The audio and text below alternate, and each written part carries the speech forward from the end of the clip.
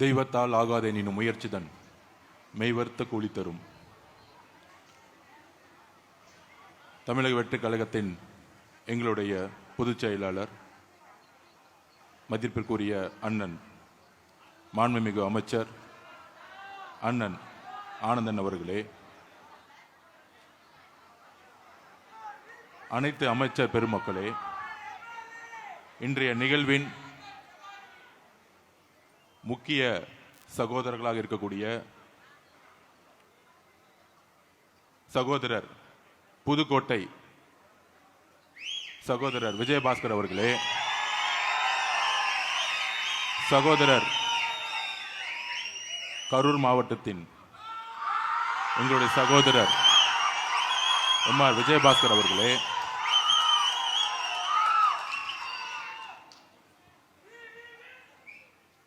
திரு ஆனந்தன் முன்னாள் அமைச்சர் அவர்களே, திருமதி வளர்மதி முன்னாள் அமைச்சர் அவர்களே, முன்னாள் சட்டமன்ற அதிமுக கழகத்தின் முன்னாள் சட்டமன்ற உறுப்பினர்கள், ஒன்றியம் கிளைக்கழகம் முன்னாள் எம்பிக்கள், மாவட்ட செயலாளர்கள் எல்லோருக்கும் என்னுடைய வணக்கத்தை தெரிவித்து, இங்க இருக்கக்கூடிய இளைஞர்கள்லாம் பார்க்கும்போது இந்த ஜல்லிக்கட்டில் புதுக்கோட்டையில் ஜல்லிக்கட்டு நடக்கும் போது எப்படி இருப்பாங்களோ அந்த மாதிரி ஒரு இளைஞர் பட்டாளத்துடன் மீட்டிங் 11 மணிக்குன்னா காலையில் 6 மணிலேருந்தே ஒரு எதிர்காலத்திற்காகவும் தமிழக வெற்றி கழகத்தில் ஒரு இணைப்பிற்காகவும், முக்கியமாக எங்களுடைய அண்ணன் தமிழகத்தின் மக்கள் தலைவர் முதலமைச்சர்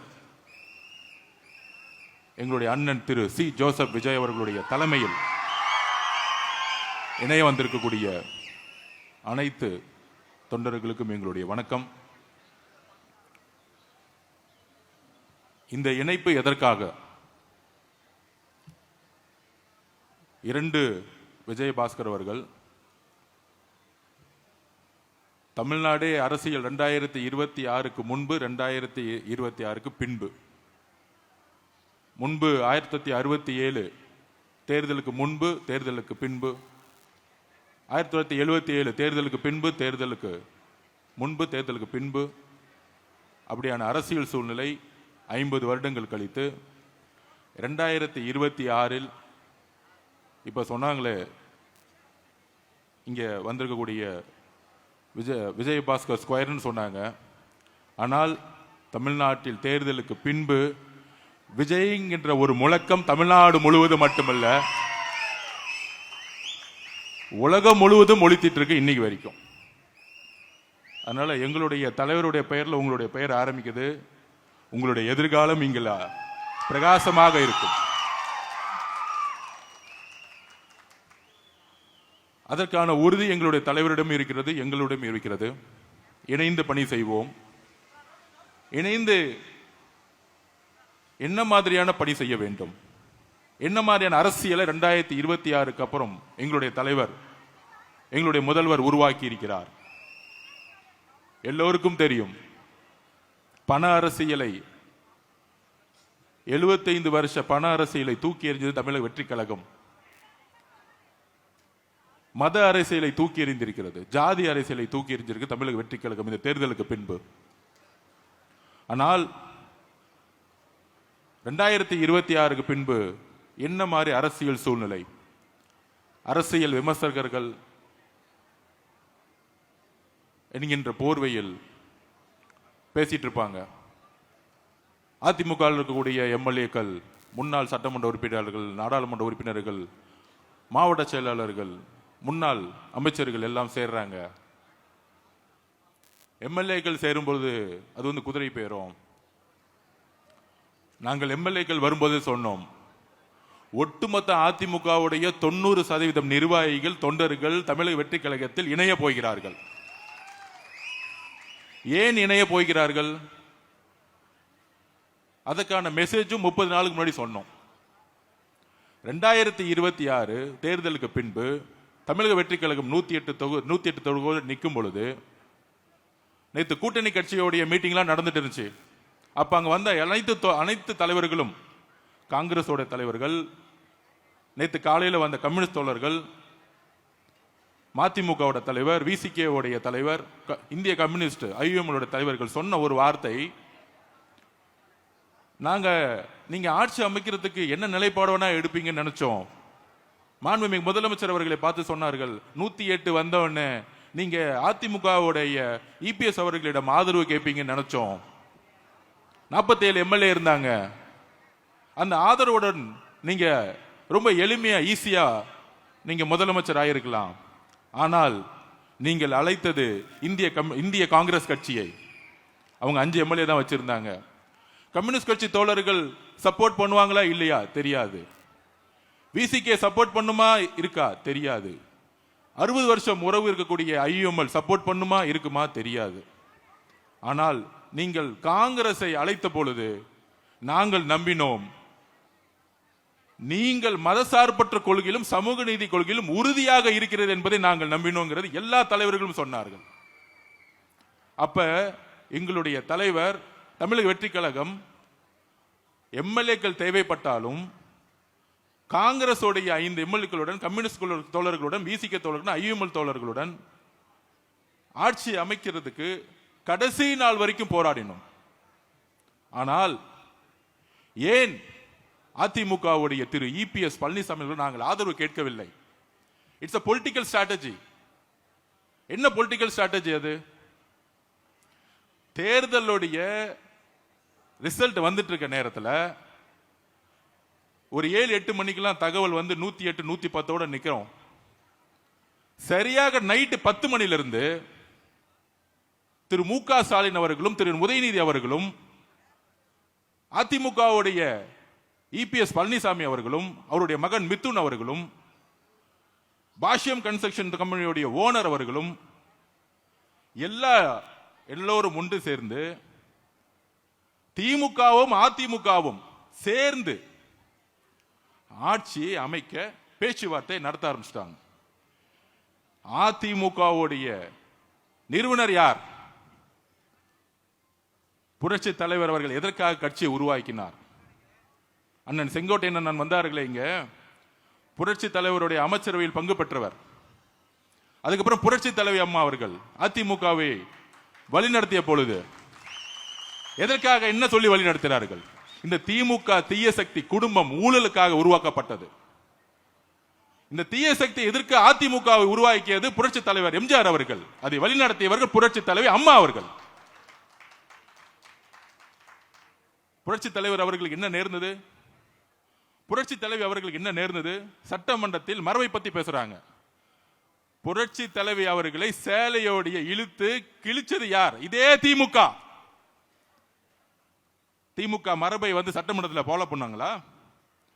அப்ப அம்மாவுடைய உணர்வு, புரட்சி தலைவியோட அம்மாவுடைய உணர்வு ஒவ்வொரு அதிமுகவுடைய தொண்டருக்கும் அவனுடைய உயிர் நாடியில் இருக்கிறது. எங்களுடைய அம்மாவை சட்டமன்றத்தில் கை வச்சீங்க, எங்களுடைய அம்மாவை ஜெயிலுக்கு தள்ளினீங்க. அந்த உணர்வு ஒவ்வொரு அதிமுகவுடைய தொண்டர்களும் இருக்கிறது. அம்மா இறந்திருக்கலாம், ஆனால் அம்மாவால் உருவாக்கப்பட்ட மாவட்ட செயலாளர்கள், ஒன்றிய செயலாளர்கள், கிளை செயலாளர்கள், முன்னாள் அமைச்சர்கள், எம்பிக்கள் எப்பொழுதும் அம்மாவுடைய நினைவு இன்றைக்கும் தன்னுடைய உயிர் நாடில் இருந்துட்டு இருக்கு. அப்படி இருக்கும் பொழுது அம்மாவை கைதுக்கு முக்கிய காரணமாக இருந்தவர்கள், சட்டமன்றத்தில் சேலையை கிழிச்சவர்களுடன் திரு இபிஎஸ் அவர்கள் தன்னை முதல்வராக்க திரு மு.க. ஸ்டாலின் அவர்களிடம் உதயநிதியிடம் பேச்சுவார்த்தை எவ்வளவு பெரிய துரோகம். முன்னாடி இதே இபிஎஸ் அவர்கள் சொன்னார். என்ன சொன்னாரு? திரு ஓபிஎஸ் பழனிசாமி அவர்கள், திரு ஓபிஎஸ் பன்னீர்செல்வம் அவர்கள் ஒரு துரோகி, திமுகவுடன் சேர்ந்து விட்டார். தேர்தலுக்கு முன்பு அவராச்சும் பரவாயில்ல, தனிப்பட்ட கட்சியிலிருந்து ரிசைன் பண்ணிட்டு தனிப்பட்ட முறையில் போய் சேர்ந்தார். அம்மாவால் 3 முறை முதலமைச்சராக்கப்பட்டவர். அவர் துரோகின்னு சொன்னவர் திரு இபிஎஸ் பழனிசாமி அவர்கள். ஆனால் ஒட்டுமொத்த கட்சியும் திமுகவிடம் அடமானம் வைக்கும் பொழுது அங்கதான் கொதிச்சு எழுதாங்க உண்மையான அதிமுக விசுவாசிகள், முக்கியமாக தாய்மார்கள். நாங்க தேர்தலுக்கு முன்பே சொன்னோம், அதிமுகவுடைய தொண்டர்களும் ஓட்டும் தமிழக வெற்றி கழகத்திற்கு வந்துருச்சு. அதனாலதான் எங்களுடைய மிகப்பெரிய வெற்றி. இயற்கையாகவே இங்கு தமிழக வெற்றி கழகமும் அதிமுகவும் ஒன்று, ஒரே குறிக்கோள், ஒரே எண்ணம், ஒரே லட்சியம். இதை இன்றைக்கு சொல்லல, தேர்தலுக்கு முன்பு சொல்லல. மதுரை மாநாடுல எங்களுடைய அரசியல் நிலைப்பாடை எங்களுடைய தலைவர் அதோடைய சேஜோடைய முகத்தொல்லை பார்த்திருப்பீங்க. புரட்சி தலைவர் எம்ஜிஆர் அவர்களும் பேரிங்கர் அண்ணா அவர்களும் எங்களுடைய அரசியல் தலைவர் டிக்ளேர் பண்ணது எங்களுடைய தலைவர். அங்கேயே முடிவு பண்ணிட்டார் மதுரை மாநாட்டிலேயே. அப்படி இயற்கையாகவே உருவான தொண்டர்கள் கீழே உருவான ஒரு கூட்டணி தேர்தலுக்கு முன்பே உருவாக்கப்பட்டது. அதை ஒருத்தர் தான் எதிர்த்தார், திரு இபிஎஸ் பழனிசாமி அவர்கள், தன்னுடைய சுயநலத்துக்காக. ஜெயிச்சு முடிச்ச உடனே அங்க ஒரு குடும்ப கட்சி, இப்பொழுது இபிஎஸ் அவர்களும் தன்னுடைய மகனும் மட்டும்தான் கட்சி நடத்திட்டு இருக்காங்க, வேற யாரும் இல்லை. இப்ப இன்றைக்கு 2 சகோதரர்கள் விஜயபாஸ்கரன் சேர்ந்த பிறகு 60% அதிமுக இணைந்து விட்டது. இன்னும் 30% தான் இருக்கு, இன்னும் 30% தான் இருக்கு. அப்ப பொதுமக்களுக்கு வெளிப்படுத்தணும் நம்ம பேசணும். எதுக்கு இந்த பொலிட்டிக்கல் ஸ்ட்ராட்டஜி எடுக்கிறோம்? எதிர்காலம் இல்ல, உடன்படிக்கை ஏற்பட்டு விட்டது. இன்னும் அறிவிப்பு மட்டும்தான் இல்ல. திராவிட முன்னேற்ற கழகமும் திரு மு.க. ஸ்டாலின் அவர்களும் தலைவர், அதிமுகவோட பொதுச் செயலாளர் கூடிய விரைவில் கூட்டணி அறிவிக்க போறாங்க. ஒன்னு உள்ளாட்சி தேர்தல் அப்ப இருக்கும், இல்லைன்னா லோக்சபா தேர்தல் இருக்கும், மக்களவை தேர்தல் இருக்க போகுது. அப்ப இவங்க 2 பேரும் சேரும் பொழுது கையில் வச்சிருக்க பணமும் டெல்லியோடைய சப்போர்ட்டும் பிஜேபியோட சப்போர்ட்டும் சேர்ந்துக்கிட்டு ஒரு அரசியல் சூழ்நிலையை தவறா தமிழ்நாட்டில் உருவாக்கிடக்கூடாது. அப்படி சேரும் பொழுது ஒட்டுமொத்த அதிமுக நிர்வாகிகள் ஆல்ரெடி இங்க மூவ் ஆயிட்டாங்க, தமிழ் வெற்றி கழகத்துக்கு மூவ் ஆயிடுவாங்க அந்த முடிவு எடுக்க போது முன்னாடியே. அப்ப நாளைக்கு அதிமுக வெறும் பேப்பர் லெவல்ல இருக்கும். அப்ப இபிஎஸ் அவர்களும் திரு மு.க. ஸ்டாலின் சேரும் பொழுது ஒவ்வொரு மாவட்டத்திலும் திரு இபிஎஸ் அவருடைய அதிமுக வேலை செய்யறதுக்கு ஒரு நிர்வாகி இருக்க மாட்டாங்க, ஒரே ஒரு நிர்வாகி இருக்க மாட்டாங்க. அவருடைய மகனும் திரு இபிஎஸ் பழனிசாமி அவர்கள் மட்டும்தான் கட்சியில் இருப்பாங்க. இன்னொரு 5 பேர் இருப்பாங்க, அவங்களுக்கு தேர்தல் வேலை செய்யவே தெரியாது, அவங்களை விட்டுருவோம். இப்பயே தீர்மானம் போடுறாங்களாம், திரு மிதுன் அவர்கள் கட்சியை வழி நடத்தணும், இளைஞர் அணி தலைவர் ஆகணும். அதுல அவர் சொல்றாரு, அன்னைக்கு பேட்டி எடுக்கும்போது சொல்றாரு இபிஎஸ் அவர்கள், என்னுடைய மகன் ஒன்லி உறுப்பினர் தான், அரசியல் ஆசைனா எதுக்கு நீங்க உறுப்பினரா வச்சுக்கிறீங்க? எதுக்கு தெரியுமா? திரு உதயநிதி அவர் சொன்னாருங்களே, என் மகன் 25 வருஷமா உறுப்பினரா இருந்தாரு, அதனால டக்கு நான் இளைஞர் தலைவர் ஆகிட்டேன், அதனால சட்டமன்ற உறுப்பினர் ஆகிட்டேன், அதனால துணை முதலமைச்சர் ஆகிட்டேன். இதே கதை தான் அடுத்து இபிஎஸ் அவர்கள் ஃபாலோ பண்ண போறாங்க. இது தெரிஞ்சுக்கிட்டாங்க எல்லா மாவட்ட செயலாளர்களும் எல்லா முன்னாள் அமைச்சர்களும் நல்லா தெரிஞ்சுக்கிட்டாங்க. இது குற்றச்சாட்டு அல்ல. 2 பேரும் சேரணும்னு சொன்னது யார் தெரியுமா? மார்க்சிஸ்ட் கம்யூனிஸ்டுடைய அகில இந்திய தலைவர் திரு பேபி அவர்கள் சொன்னார், நாங்கள் ஏன் தமிழக வெற்றி கழகத்திற்கு ஆதரவு கொடுக்கிறோம்னா அதிமுகவும் திமுகவும் பிஜேபியும் சேர்ந்து ஆட்சி அமைக்க போது, அதனால நாங்கள் இருக்கிறோம் சொன்னார். திரு சண்முகம் அவர்கள் மார்க்சிஸ்ட் கம்யூனிஸ்டுடைய தலைவர் தமிழ்நாட்டில் அவர் சொன்னார், திமுகவும் அதிமுகவும் பிஜேபியும் சேர்ந்து ஒரு புடலங்கா கூட்டணி உருவாக்குவீங்க, அதுக்கு நாங்கள் சப்போர்ட் பண்ணுவோமா? இது சொன்னது யாரு? தமிழக வெற்றி கழகமா? இல்லை, 10 வருஷமா திமுக கூட்டணியில் இருந்த கம்யூனிஸ்ட் தோழர்கள். ஐயுஎம்எல் தலைவர் சொல்றாரு, என்ன கூப்பிட்டாங்க, அதிமுகவும் திமுகவும் சேர்ந்து ஆட்சி அமைக்கிறதுக்கு எனக்கு சப்போர்ட் கொடுக்க சொன்னாங்க.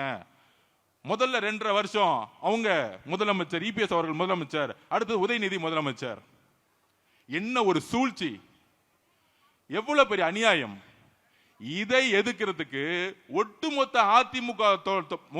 அதிமுக தொண்டர்களும் குரல் கொடுத்தாங்க. ஒட்டுமொத்த அதிமுக 47 எம்எல்ஏ 20 எம்எல்ஏ 25 எம்எல்ஏ அப்பவே குரல் கொடுத்தாங்க, திமுக சேரக்கூடாது. சொன்னது கம்யூனிஸ்ட் மட்டும் கிடையாது, சொன்னது ஐஎம்எல் மட்டும் கிடையாது, உண்மையான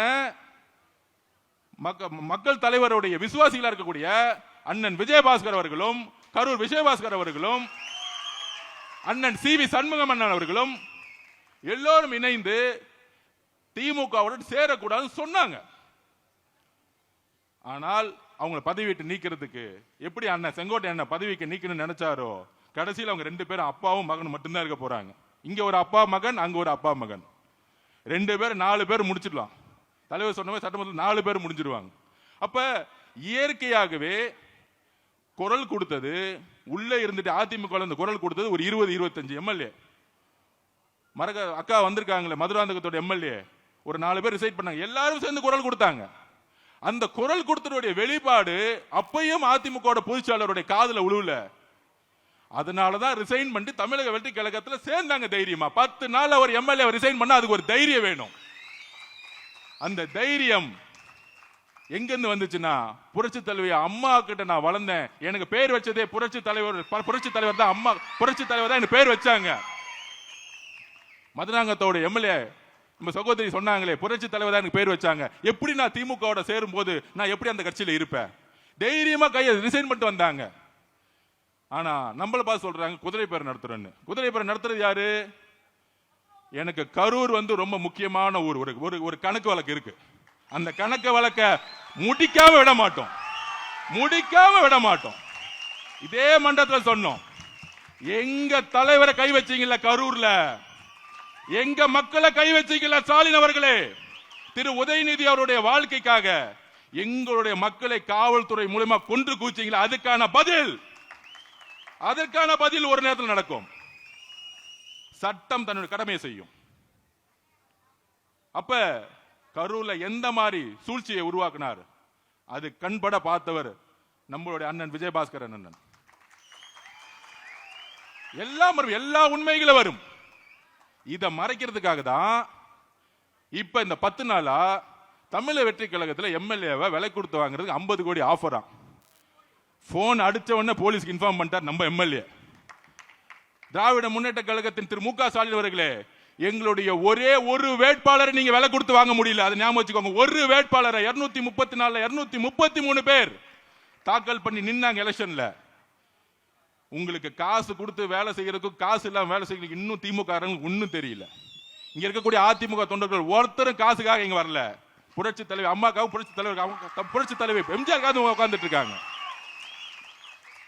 அப்ப நீங்களும், அதாவது திமுகவுடைய தலைவர் மு.க. ஸ்டாலின் அவர்களும் எடப்பாடி பழனிசாமி அவர்களும் சேர்றதுக்கு முன்னாடி is a political stand, it's a political strategy. எங்களுடைய தலைவர் சொல்லிட்டாரு, ஒட்டுமொத்த அதிமுகவுடைய உண்மையான புரட்சி தலைவருடைய எம்ஜிஆருடைய விசுவாசிகளும் அம்மாவோட விசுவாசிகளும் தாவேகவில் இணைக்கப்பட வேண்டும். It's a declare. இது ஒரு தலைமைக்கான நம்பிக்கை, ஒரு தலைவருக்கான நம்பிக்கை, தன்னுடைய எதிர்காலத்துக்கான நம்பிக்கை தமிழக வெற்றி கழகம் என்பதை அதிமுகவுடைய கிளை, ஒன்றியம், மாவட்டம், நகரம், எம்எல்ஏ, முன்னாள் அமைச்சர்கள் எல்லோரும் ஒன்றிணைந்து இன்னைக்கு வர ஆரம்பிச்சுட்டாங்க. வேற எந்த எதிர்பார்ப்பும் கிடையாது.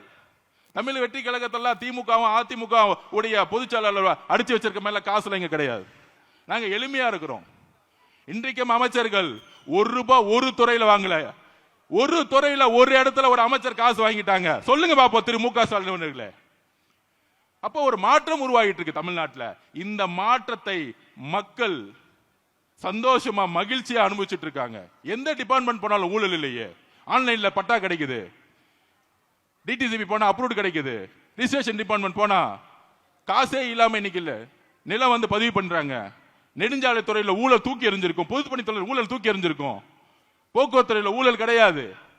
அப்ப மக்கள் மகிழ்ச்சிய ஆவற நேரத்தில் ஒரு சூழ்ச்சி செஞ்சு இந்த மாதிரி செந்தில் பாலாஜி அவர்கள் இந்த மாதிரி பழைய அமைச்சர்கள்ட்ட எல்லாம் காசு 10,000 கோடி 20,000 கோடி இருக்கு, விலைக்கு வாங்கி ஆட்சியை கவுக்க முடியுமான்னு பாக்குறாங்க. அப்ப இந்த ஆட்சியை கவுக்குறதுக்கு காசை இறக்க பாக்குறாங்க. எங்களுடைய தலைவரை நானும் சரி அண்ணனும் சரி அமைச்சர்களும் சரி ஒரு துரும்ப கை வச்சீங்கன்னா மொட்டை தமிழ்நாடு எந்திரிக்கும். எழுதி வச்சுக்கோங்க. இன்னொரு தேர்தல் வந்துச்சுன்னா திமுக 234 தொகுதியும் டெபாசிட் பண்ண நாங்க தேர்தலை பார்த்தலாம் பயப்படல. ஆட்சியை ஸ்டெபிலிட்டி பண்றதுக்கும் ஸ்ட்ரென்தன் கொடுக்கிறதுக்கும் எல்லா இடத்திலும் எங்களுடைய பொலிட்டிக்கல் ஸ்ட்ராட்டஜி இருக்கும். இதுதான் எங்களுடைய பொலிட்டிக்கல் ஸ்ட்ராட்டஜி. திமுகவும் அதிமுகவும் பிஜேபியும் சேர்ந்து டிக்ளேர் பண்றதுக்கு முன்னாடி அதிமுகவுடைய ஒட்டுமொத்த நிர்வாகிகளும் ஒட்டுமொத்தமாக இணைவார்கள். இதுதான் பொலிட்டிக்கல் ஸ்ட்ராட்டஜி. எல்லோரும் இயற்கையா இணைய போறாங்க.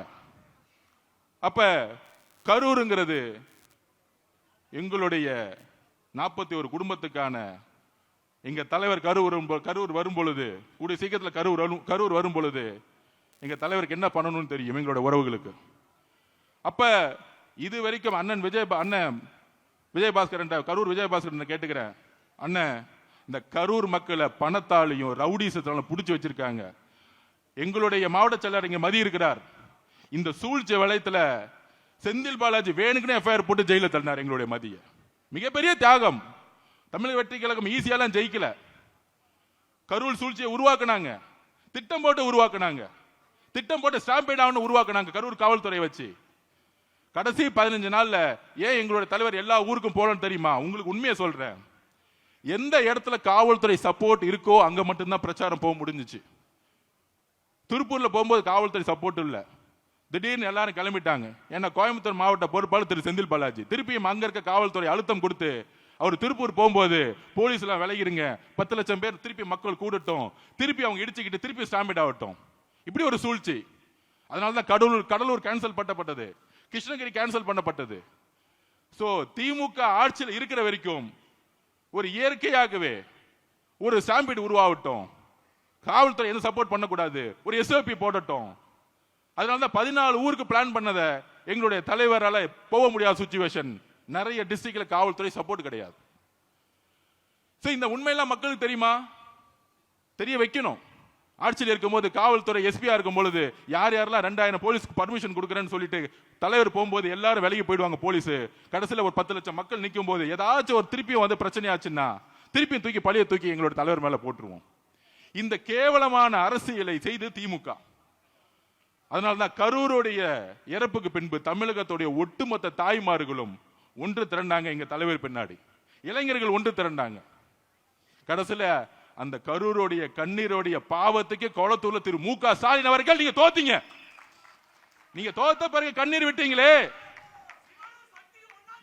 நீங்க தோத்த பிறகு கண்ணீர் விட்டீங்களே, அந்த கண்ணீர் கரூர் மக்களுடைய கண்ணீர் ஞாபகம் வச்சுக்கோங்க. அந்த பாவம் உங்களை சும்மா விடாது, உங்க குடும்பத்துக்கு விடாது. நாங்க இன்னைக்கு சொல்றோம், இந்த திமுக அதிமுக தாவேகாவுடைய இணைப்புக்கு அப்புறம் உங்க குடும்பத்துல நீங்க தான் கடைசி முதலமைச்சர் திரு மு.க. ஸ்டாலின் அவர்களே. எழுதி வச்சுக்கோங்க, எழுதி வச்சுக்கோங்க. கிளம்பி லண்டன் போய் செட்டில் ஆக வேண்டியதான் உங்க குடும்பம். கிளம்புங்க, கொள்ளடிச்ச பணத்தோட கிளம்பிருங்க.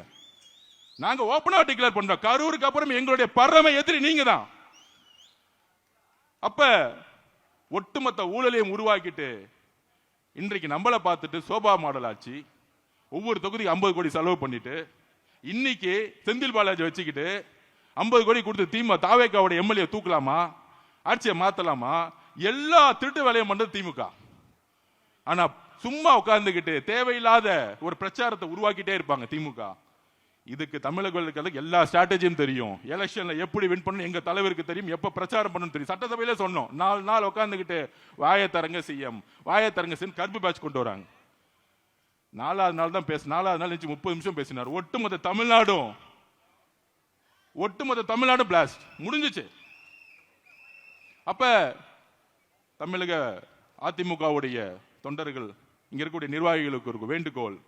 தமிழக வெற்றி கழகம் ஒரு குடும்பம் மாதிரி. இங்க இருக்கக்கூடிய மாவட்ட செயலர் மதி அவர்களா இருக்கட்டும், புதுக்கோட்டையில் இருக்கக்கூடிய பர்வேஷாவா இருக்கட்டும், எல்லோரும் இதுவரைக்கும் நாங்கள் இதுவரையும் கட்சி சண்டையோ கட்சி பாலிடிக்ஸோ ஒருத்தர் குறை சொல்லி வளர்றதோ கிடையவே கிடையாது. ஒரு குடும்பம் மாதிரி இருப்போம். நாங்க ஒவ்வொருத்தரையும் நாங்க என்கரேஜ் பண்ணுவோம். ரமேஷ் பேசுறாரா, நல்லா பேசுறப்ப மேலவா. எங்க தலைவர் அப்படிதான். பேசி முடிச்ச உடனே அர்ஜுன் நீங்க நல்லா பேசுனீங்க அர்ஜுன் அப்படின்னு ஒரு தைரியமான தலைவர். அவ்வளவு ஒரு ஃப்ரீடம் இருக்கு இந்த கட்சியில.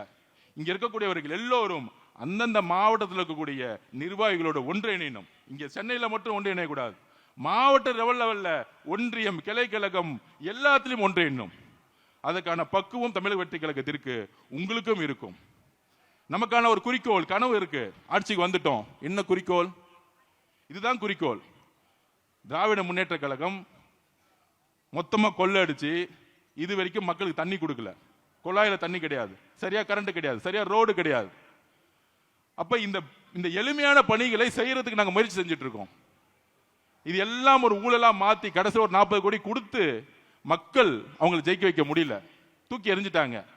அப்ப தமிழக வெற்றி கழகம் ஏன் பண அரசியல் விரும்ப மாட்டேங்குது? தமிழரோட நோக்கம் என்ன?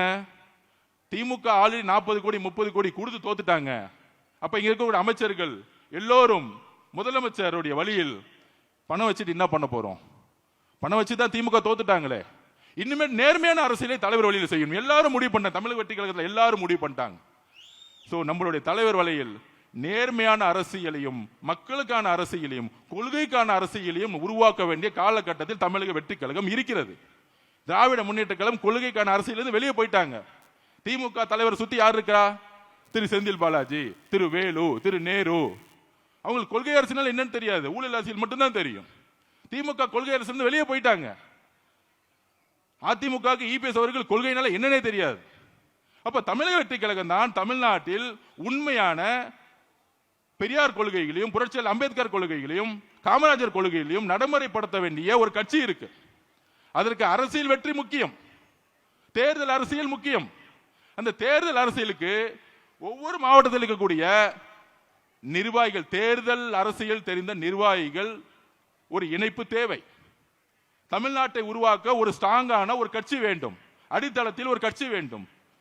அப்படிதான் இன்னைக்கு அதிமுகவுடைய இயற்கையாவே ஒட்டுமொத்த நிர்வாகிகள் தமிழக வெற்றி கழகத்தை நோக்கி மட்டும்தான் வந்துட்டு இருக்காங்க. திமுக பார்த்து போக மாட்டாங்க. அதனால நமக்கான குறிக்கோள் ஊழல்னா என்ன? மக்களுடைய பணத்தை சுரண்டாம உண்மையான ரோடு போடணும், உண்மையான பில்டிங் கட்டணும், நல்ல தண்ணி கொடுக்கணும், நல்ல கரண்ட் கொடுக்கணும். இன்னும் இது நடைமுறைப்படுத்தப்படல. இந்த குறிக்கோளோட நம்ம எல்லோரும் ஒன்றிணைவோம். கரூரை இந்த ரவுடி கூட்டத்திலிருந்து, அது பேர் என்ன சொல்லுவாங்க, கரூர் கேங், கரூர்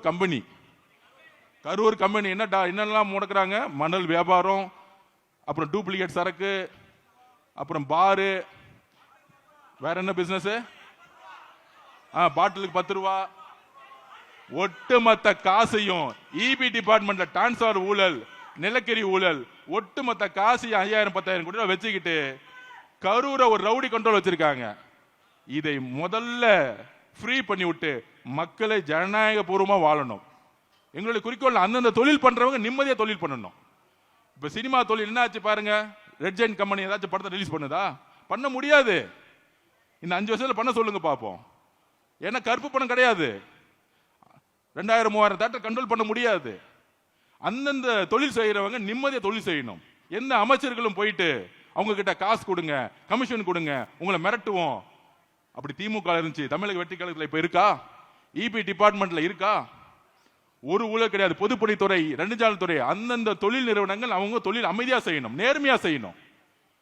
அப்ப எங்களோட தலைவர் எல்லாரையும் தொழில் செய்யறதுக்கும் அவங்களுடைய தொழிலை நேர்மையா செய்யறதுக்கு எந்த விதமான அரசியல் தலையீடு இல்லாமல் ஒரு அரசியலை உருவாக்கி இருக்கார். இது எவ்வளவு பெரிய மாற்றம்! இந்த மாற்றம் திராவிட முன்னேற்ற கழகத்தால கொடுக்க முடியல. ஆனா தமிழக வெற்றி கழகத்தோட தலைவர் ஒரு ஊழல் இல்லாத ஆட்சியை நடைமுறைப்படுத்தி சாத்தியப்படுத்தி இருக்கிறார். சட்டமன்ற நிகழ்வை லைவ் பண்ணதே கிடையாது 50 வருஷத்துல. தைரியமான தலைவர் தான் லைவ் போடுவார். தைரியமான தலைவர் தான் லைவ் போடுவார். திராவிட முன்னேற்ற கழகம் ஆட்சியில் இருக்கும்போது லைவ் போட்டாங்களா? திரு மு.க. ஸ்டாலின் ஜனநாயகத்தை பத்தி பேசுவார லைவ் போட்டாங்களா? பத்திரிகையாளர் பத்தி கேட்கிறேன், லைவ் பண்ணாங்களா? ஏன்? எங்களுடைய தலைவர் அவர்களுக்கு முதலில் அவர் மீது நம்பிக்கை இருக்கு. அவர் மீது நம்பிக்கை வைக்கிறதா வெளிப்படைத்தன்மையோட இருப்பாங்க. அதனால அதிமுகவுடைய சகோதர சகோதரிகளே, உங்களை வரவேற்கிறோம். இது நம்மளுடைய குடும்பம். தமிழக வெற்றி கழகம் ஒரு கட்சி கிடையாது, இது ஒரு குடும்பம். எல்லாருக்குமான ஒரு எதிர்காலம் இங்கே உருவாக்கப்படும் என்கிறதை சொல்லி நம்மளுடைய கொள்கை வழியில் எப்பொழுதும் நடப்பணுங்கிற உங்களுடன் பகிர்ந்துகிறேன். தேங்க்யூ.